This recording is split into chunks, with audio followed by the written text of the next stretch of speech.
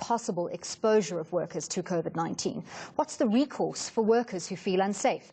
I'm joined by Professor Hugo Pienaar from the Cliff Decker Hofmeyr for answers. Thank you very much, Professor, for your time this afternoon.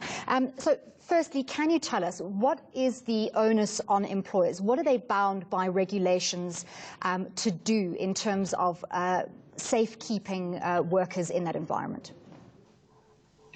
Well, only, of course, once a worker has been diagnosed with COVID-19, there's an immediate duty on the employer to report that incident to the Department of Health and also, of course, to the Department of Labour and Employment.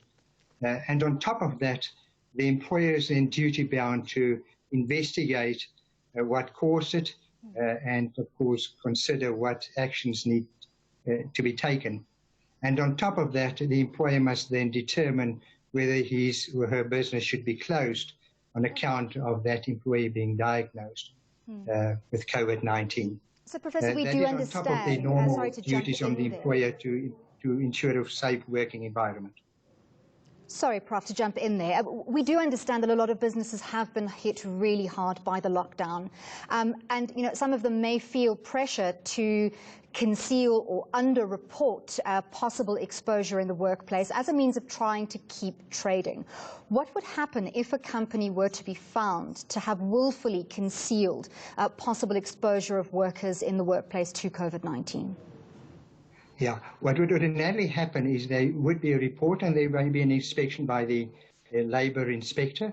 And of course, that inspector will have the right in terms of the Act to inter alia close that business if necessary and if there's a threatening health and safety risk to other employees.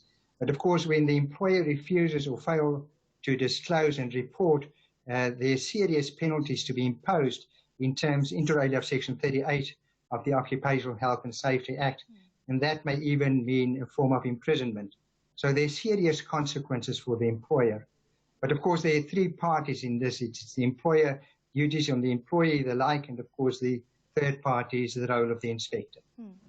Prof, similarly, there are also responsibilities that lie with the employees to make sure that they report any possible exposure timeously to their employer to safeguard the company as well as their colleagues.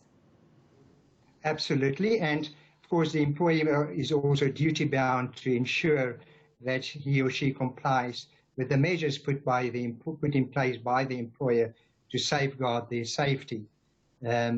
And of course, with that comes the right of the employee to refuse to enter a workplace where there's a reasonable justification that the workplace is not necessarily safe. What is the recourse for employees who feel that there might have been possible exposure or who feel that safety regulations are not being adhered to? Who should they call upon to help? Ordinarily, it would involve the safety officer at the workplace, where you would assist the employee to determine the risks.